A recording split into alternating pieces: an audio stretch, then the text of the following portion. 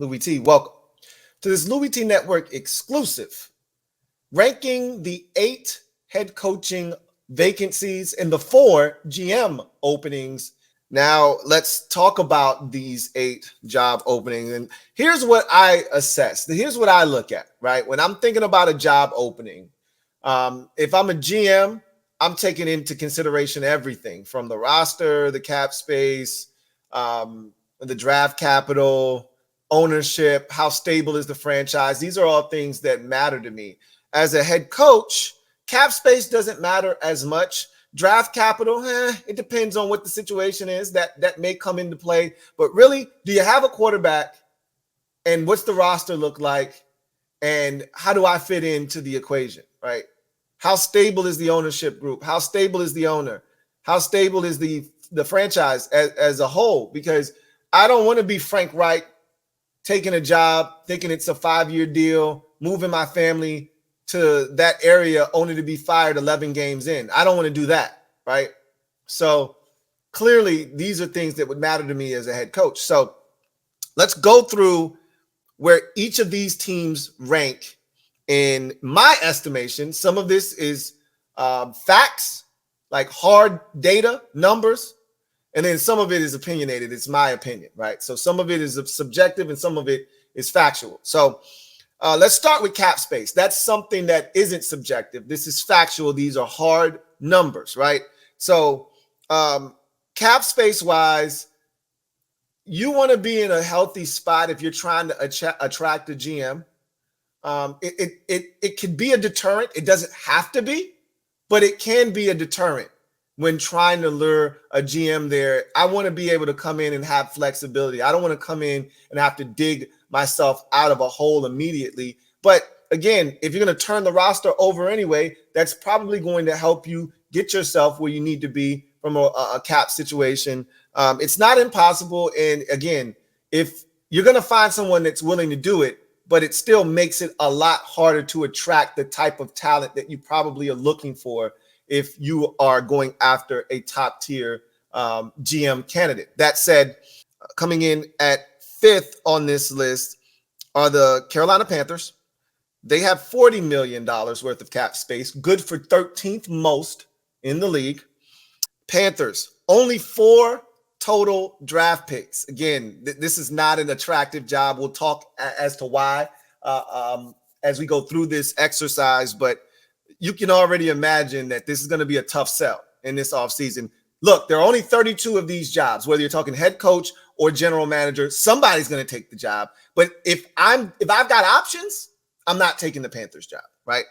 And they have no first round pick, as we are well aware, but they do have the 33rd pick overall in the draft, but they do not have a first round pick this year. That belongs to the Chicago Bears. As we know, it's the number 1 overall pick. So now we get to what I think is the most important question. If you are a prospective GM or head coach, I think this is the category that if you're a head coach, this is the one you're looking at the most.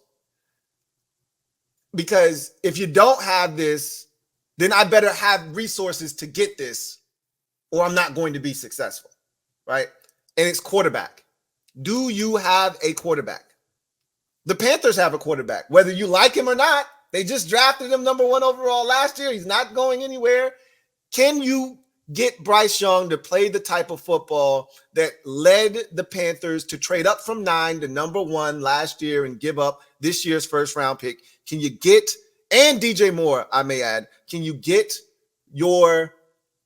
the value, the return on investment out of Bryce Young? Whether you like him or not, they've got a quarterback. Figure it out. And then my last category that I took into consideration when making up my list of these openings and where they rank, organizational stability / owner, right? So how stable is your organization and how is your owner perceived around league circles? Do you have good ownership, trustworthy ownership, patient ownership, et cetera, et cetera? Is the owner going to allow you to make the decisions, the moves that you want to make without meddling, These are the types of things you have to ask yourself if you're a potential GM or even a head coach.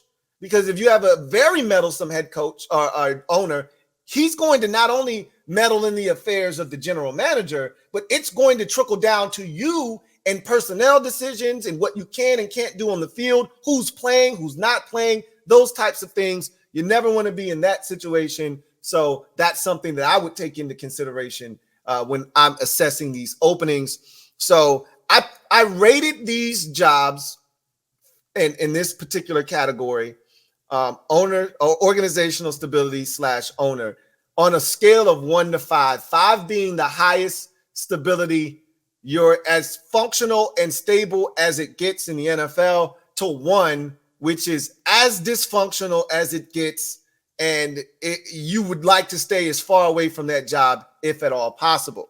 The Panthers, I put it at a 1.5. It easily could have been a 1, but David Tepper is so young in his NFL career as an owner. He should know better. He's been a part of the Steelers ownership group for a while, so he should know better. His impatience, his impulsiveness has been very dangerous to this point and destructive. And I know he wants to win, but he's going about it all the wrong way. And his lack of patience and impulsiveness has scared people away.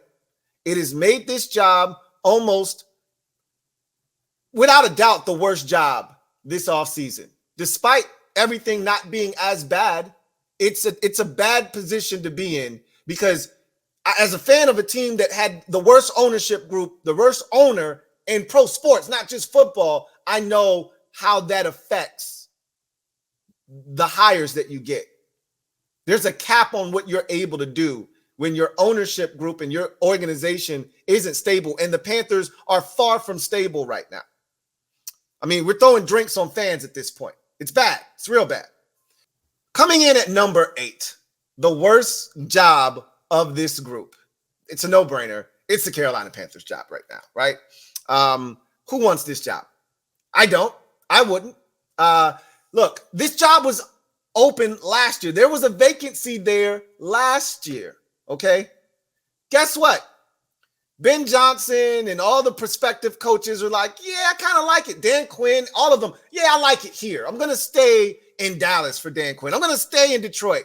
Like, if the jobs were that attractive, trust me, those guys would have left and went and at least interviewed for those jobs. They didn't. There was a reason why, okay? And now you fast forward a year later, and it's even worse now, okay? David Tepper as an owner looks even worse now than he did a season ago. And that job looks even worse a year later, because at least last year you had the number 1 overall pick, and there was an opportunity for that new coach to come in and decide who does he want at quarterback, et cetera, et cetera. But again, it didn't matter who that coach would have wanted, because Tepper is one of those meddlesome owners. He decided it was Bryce Young. He says that the organization made a decision. Frank Reich wanted C.J. Stroud. He put a gun to his head, and then he made him read a hostage letter in like week 8, right? And we all saw that poor man sitting there trying to phrase, what his dealings with the owner has been like. And I said, man, they got this man shooting a hostage video midway through his first season. That's bad. This isn't going to last very long. Now, I didn't think he'd be fired 3-4 weeks later, but this is not a great position to be in. They got some good cap space, $40 million. They're 13th in the league, but they don't have any draft capital because of the moves that they've made. They don't have any real talent on offense. They got a lot of work to do and not a lot of draft picks to do it with. You can't go out here and just spend and expect to upgrade your team. Remember, the draft is where you build your football team. Free agency is where you supplement your roster, okay? You build your roster through the draft. You supplement your roster through free agency. The Panthers have it in reverse right now because they don't have any draft capital, okay? So it's just not a good position to be in. And then say what you want about Bryce Young. I haven't given up on the young man, but last year wasn't good, okay? But that doesn't mean he can't play better and that there aren't qualities there that you can take and make him into a really good quarterback. I still think that can be done. But this is the 8th best job available. And notice I said best because I'm being positive. But 8th best when out of 8 means it's the worst job. Okay. But it's the 8th best job that you can take this offseason. You can get. In terms of the GMs, it's 4 GM jobs. This is the worst GM job you can take. And the biggest thing here is the organizational stability. I don't want an owner who's going to tell me how to do my job.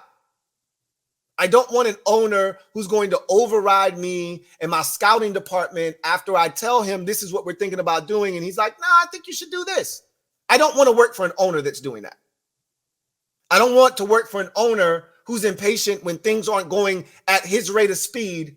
I don't want an owner that's going to think about potentially firing me because we haven't gotten the success that he thought we were going to have this season.